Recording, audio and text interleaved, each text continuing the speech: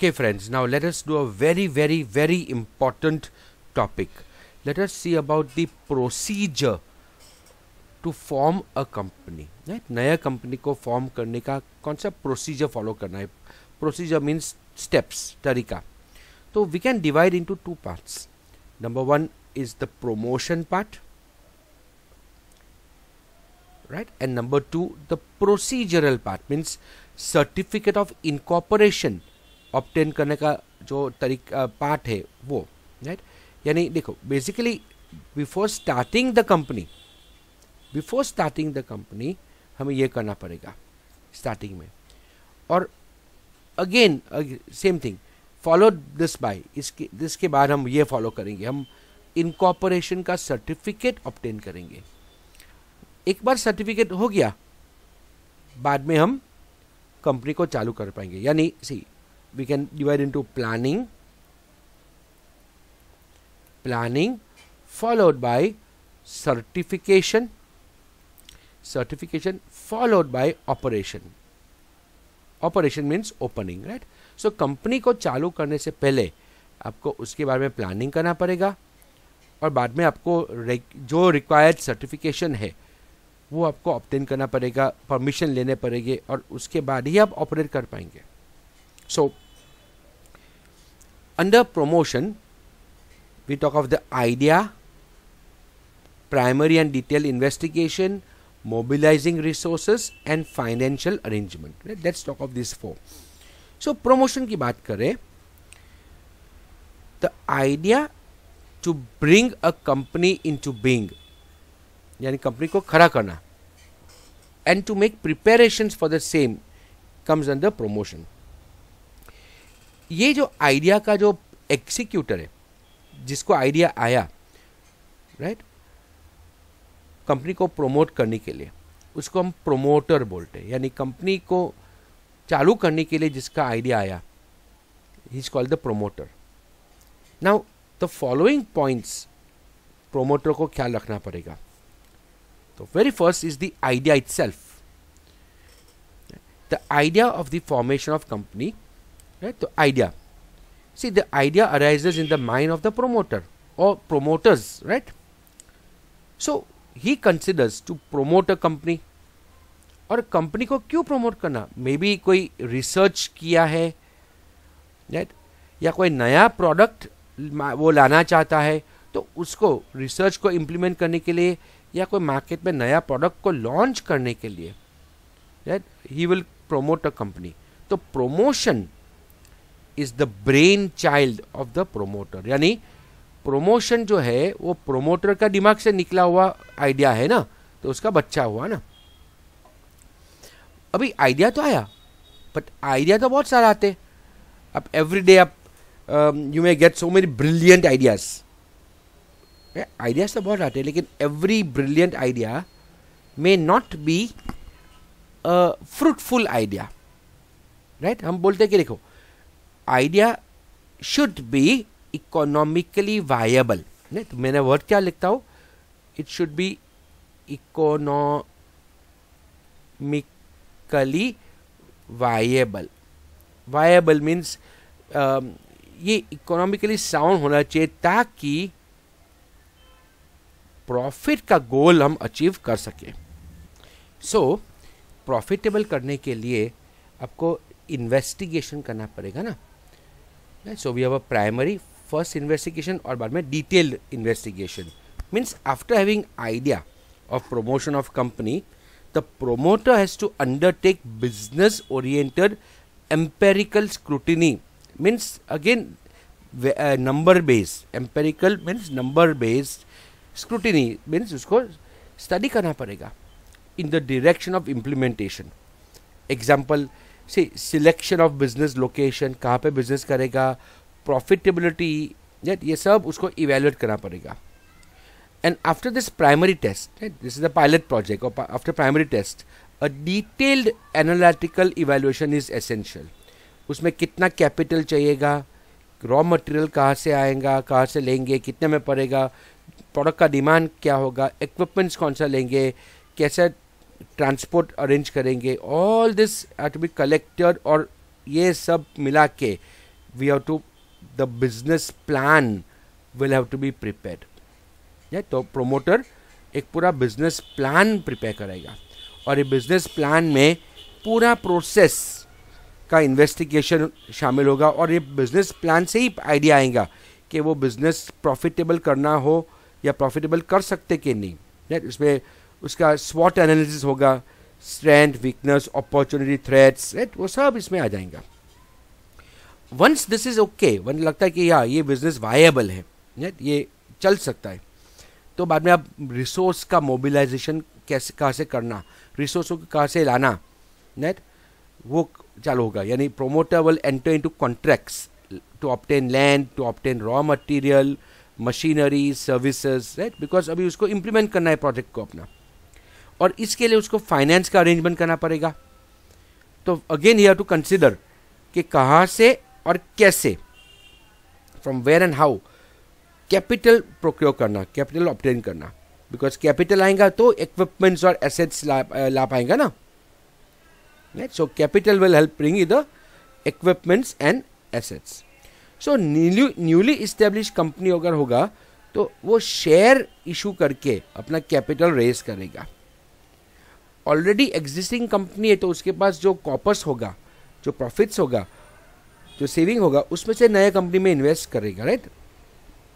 तो यानी वो ओल्ड कंपनी होल्डिंग कंपनी बन जाएगी और नई कंपनी उसकी सब्सिडरी बन जाएगी। पर नया कंपनी शेयर इशू करके वो पार्टनर्स में से शेयर इशू करके पैसा रेज करेगा, या बाद में पब्लिक में जाके पब्लिक लिमिटेड कंपनी बन जाएगा। Okay, so this is part A, right, the promotion part. Now we talk of the procedure, very important topic, right? Very important topic. The procedure for obtaining the certificate of incorporation. So let's talk of this topic, right? Procedure.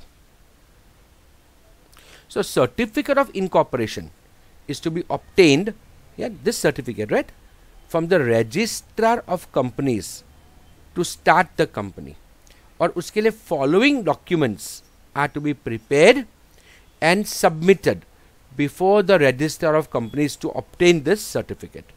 Very first document is the memorandum of association. Let's see, ये first document है, the memorandum of association.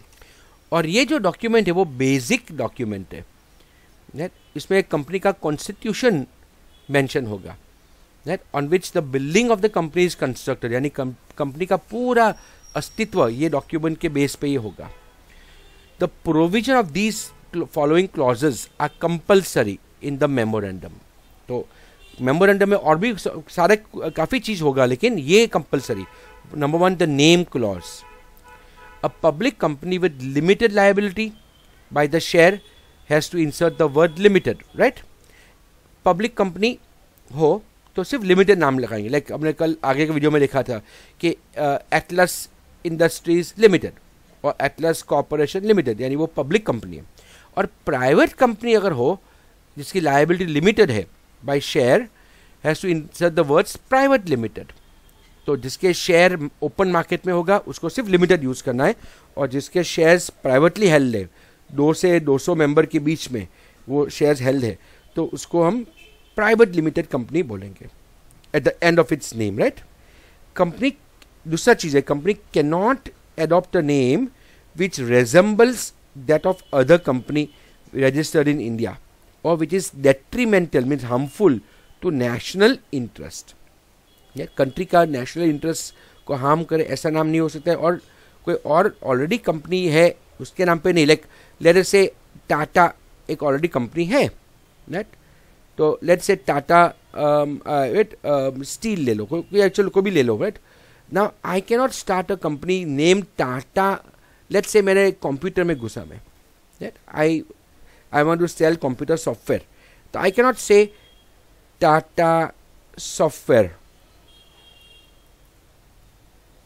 Private limited. ये मेरा नाम नहीं चलेगा because Tata already एक registered name है, right. हाँ, I can definitely can put Teta, see ना, ये नाम अलग हो गया, चलेगा, राइट. टाटा नहीं चलेगा लेकिन टेटा चलेगा. Okay, so first is name clause. Second, the address of the registered office, उसका clause होना चाहिए. So company has to mention the address of the registered office so the registrar of companies and public can correspond with the company and the jurisdiction of court can be fixed. ये बहुत ज़्यादा important है. Case हुआ तो कौन से area में case दाखिल होगा, कौन सी कोर्ट में केस दाखिल होगा. Because C company let's say Mumbai में रजिस्टर है,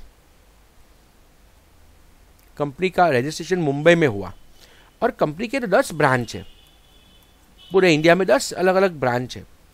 अभी लेट्स से ये जो कलकत्ता का जो ब्रांच है वहाँ पे कुछ फ्रॉड हुआ या वहाँ पे वो कंपनी के खिलाफ कुछ केस हुआ, तो कलकत्ता हाई कोर्ट में वो केस दाखिल नहीं हो पाएगा. It has to be put in the Mumbai branch, right, Mumbai high court, because वो रजिस्टर ऑफिस जहाँ है वहाँ पे उसकी जुरिस्डिक्शन में वो आएगा. So registration very important. Then object clause, again it's a very important clause. Object means objective, कौन से ऑब्जेक्टिव से, right, and for what type of business that ये कंपनी में कंडक्ट होगा. सी क्या मकसद होगा और कौन सा प्रकार का बिजनेस ये कंपनी कंडक्ट करेगा, ये आपको एक क्लॉज में दिखाना पड़ेगा. So if you are a computer software company तो आप वड़ा पाव नहीं बेच पाएंगे ना, वो कंपनी के नाम से ही आपको अलग कंपनी रजिस्टर करना पड़ेगा या उसका सब्सिडरी लॉन्च करना पड़ेगा. So company can not perform any activity except for the goal for which the company is established. Okay, ये बहुत इंपॉर्टेंट है. देन उसकी लायबिलिटी क्लॉज, लायबिलिटी लिमिटेड होगी, अनलिमिटेड होगी या लिमिटेड बाय गारंटी होगी, ये सब इस क्लॉज में इंडिकेट करते हैं. नाउ सपोज 1 पर्सन कंपनी हो तो whose name will be entered as a second person in case of death और incapability of doing contract of the original person, that also has to be mention. 1 person company है तो उसके मरने के बाद किसके नाम से ये कंपनी चलेगा, किसको बाकी का ट्रांजैक्शन पूरा करना पड़ेगा, उसका नॉमिनी क्या कौन होगा, वो मेंशन करना पड़ेगा. Then we have the capital clause. Capital means money. So the कितना कैपिटल, ऑथोराइज कैपिटल कितनी कंपनी की, कितनी कंपनी से, कितनी कैपिटल से वो चालू हुआ है और उसका डिवीजन कितना कैसे हुआ among the share of the fix value is stated. Let's say fix value ₹10 का ले लिया, that is the fix value, और आपकी कंपनी लेट्स से 10 करोड़ से चालू हुआ तो again we can say 1 crore share यहाँ पे इशू हुए ना. कैपिटल, ऑथोराइज कैपिटल 10 करोड़ है, 10 रुपीज़ का फिक्स वैल्यू लिया वो शेयर का स्टार्टिंग वैल्यू, राइट. तो 1 करोड़ शेयर इशू करेंगे और वो पार्टनर्स के बीच में, प्रोमोटर्स के बीच में वो डिवाइड हो जाएगा. And then we have the association clause.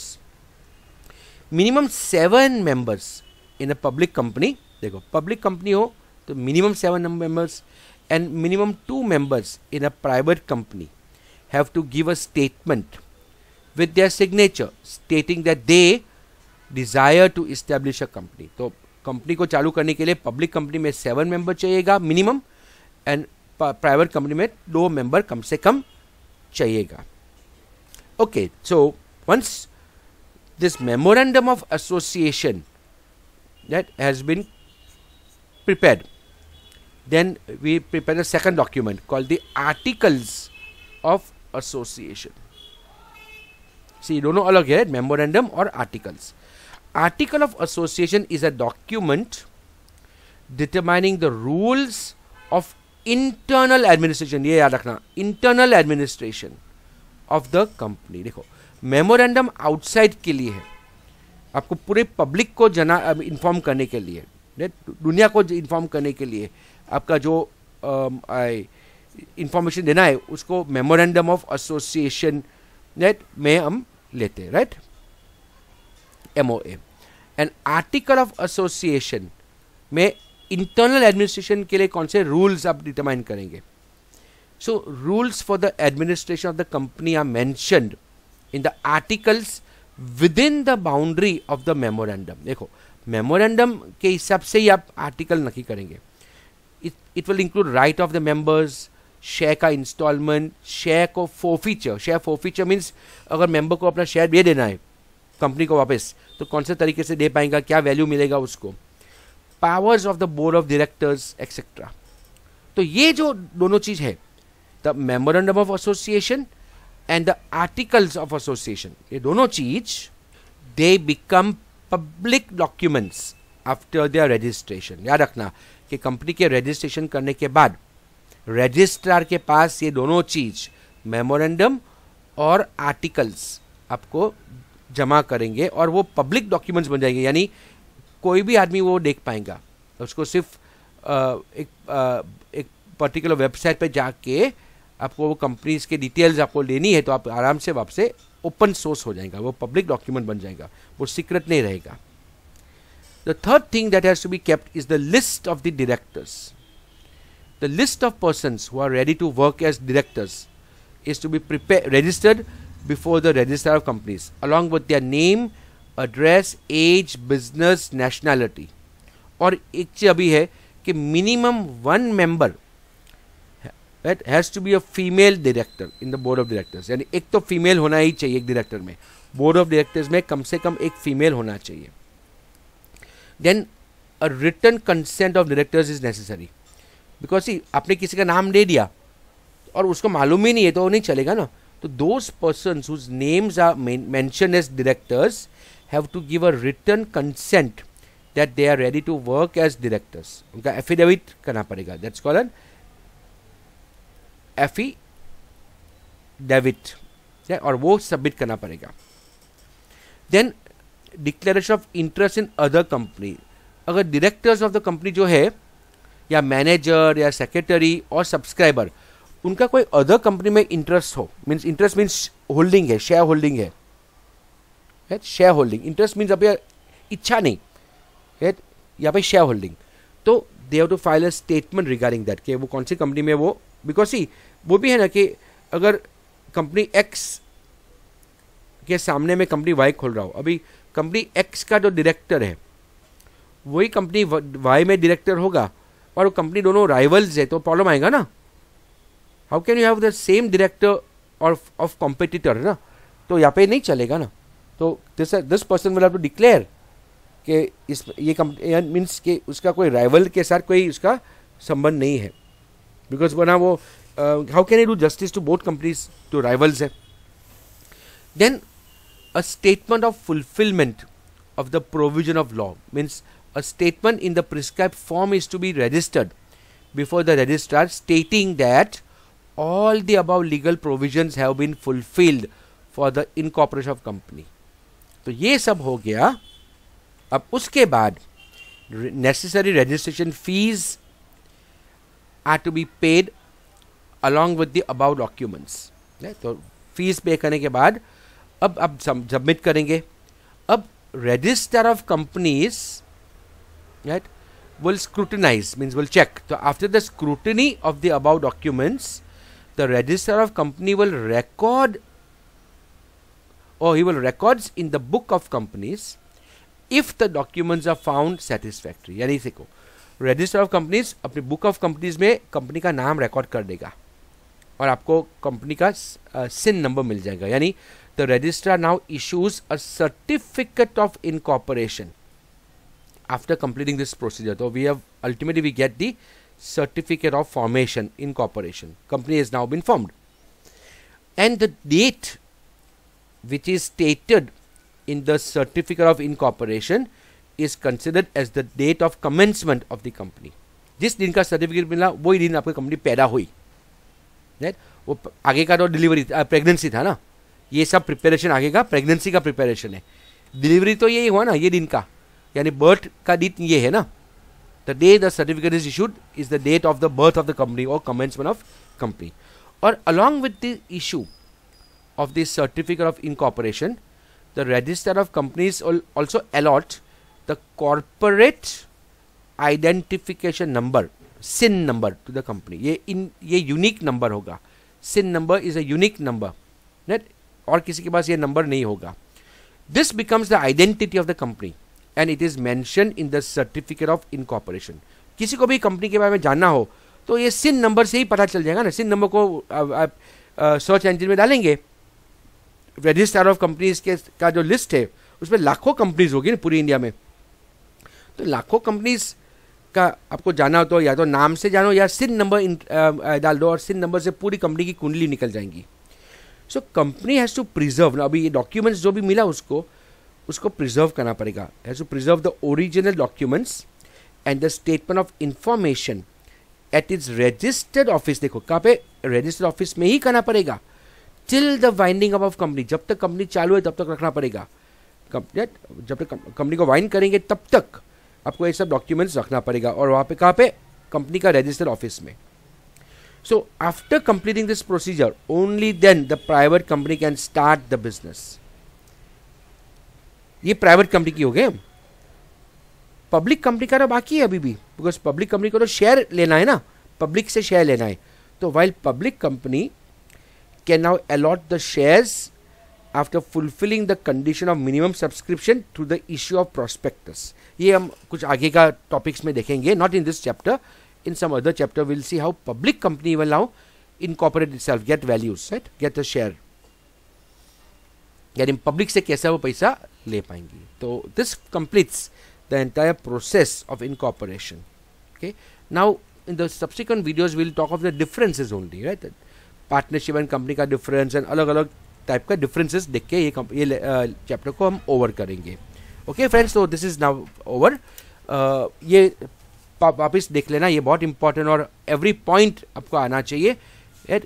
Do learn every point as it is, okay, in the line it is mentioned, because this is very important, these two answers, right, especially this answer, what is the procedure to obtain certificate of incorporation. This is the most important answer of this lesson. Okay, so hope you understood the whole thing, and please do start learning this. So, bye friends.